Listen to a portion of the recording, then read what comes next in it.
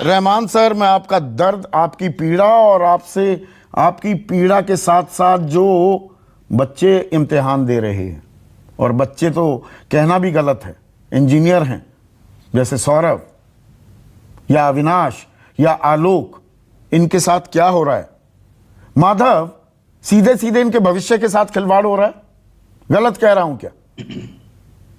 संदीप जी, बहुत ही संवेदनशील मुद्दा है और मैं सारे स्टूडेंट की बात को सुन रहा था, रहमान सर की बात को भी सुन रहा था, इनकी पीड़ा और दर्द को भी समझ सकता हूं। और इसको कोई मैं सरकार की तरफ से यहाँ इसलिए नहीं बैठा हूं कि मैं जो काम हुआ, जो लीक हुआ, उसको जैसे जायज ठहराया जाए।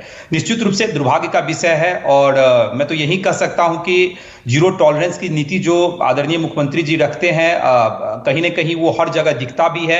अगर कहीं चूक हुई है, लीक हुई है, सिपाही से लेकर दरोगा से लेकर एनईटी से लेकर अग्निशमन अधिकारियों से लेकर बीपीएससी तक हर जगह तो लीक चल रहा है।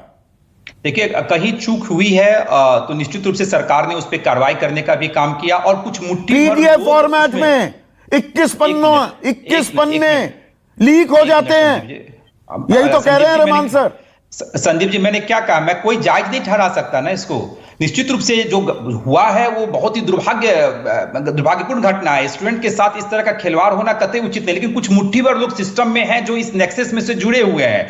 मैं यही कहना चाहता हूं कि देखिए, वैसे भी केंद्रीय स्तर पे 5 लाख बच्चे बीच अब अधर में अटके हुए हैं ना, सांसें अटकी हुई हैं उनकी। चौथी बार ये पर 4 बार तो टली, अब हुई है तो रद्द हो जाती है। संदीप जी, मैं यही कह रहा हूं, चाहे केंद्रीय स्तर पे केंद्र सरकार के अधीन जो सरकारी जॉब है या स्टेट के अधीन जो सरकारी जॉब है, एक तो सरकारी जॉब अब रहा नहीं, आप भी जानते हैं, और यह कहने में मुझे कहीं कोई गुरेज नहीं है। जिस तरह प्राइवेटाइजेशन की तरफ पूरी केंद्र सरकार बढ़ रही है, वो तो निश्चित रूप से सरकारी क्षेत्र में बहुत लिमिटेड जॉब बच गया, और वो भी लिमिटेड जॉब में अगर परीक्षा की पेपर लीक होती है तो निश्चित रूप से छात्रों को निराशा ही हाथ लगती है। नहीं, सचिव कहते हैं ओ हमें उम्मीद नहीं थी 5 लाख लोग आ जाएंगे जी पेपर देने। देखिए, सचिव क्या कहते हैं नहीं कहते हैं उस पर नहीं, अगर परीक्षा की प्रश्न पत्र लीक हुए हैं और हम लोगों ने तुरंत त्वरित कार्रवाई करने का काम किया है, और जहां तक अगली परीक्षा का डेट है वो भी जल्दी ही आपको जैसे अनाउंस सरकार की तरफ से होगा, बीपीएससी की तरफ से होगा। और ये लंबा इतिहास है बीपीएससी का पेपर लीक का।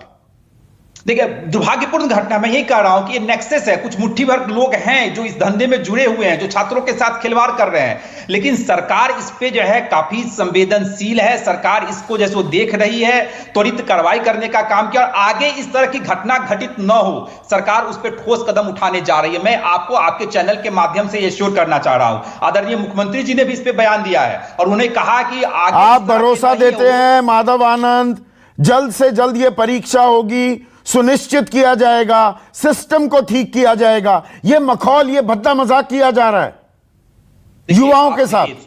देखिए, मैं समझ सकता हूं इनकी पीड़ा जो है, मैं समझ सकता हूं, मैं भी एक युवा ही हूं, मैं समझ सकता हूं दर्द को, लेकिन सरकार हाथ पे हाथ रख के नहीं बैठी हुई है। सिस्टम में कहीं कुछ कमियां हैं तो मैं एक्सेप्ट करता हूं, आखिर सिस्टम से ही कहीं ना कहीं लीक हुआ है, मैं इसको डिफेंड नहीं कर रहा हूं, लेकिन सिस्टम को सुधारना भी हम ही लोग का काम है। नहीं, पर सिस्टम को सुधारने की बात भी नहीं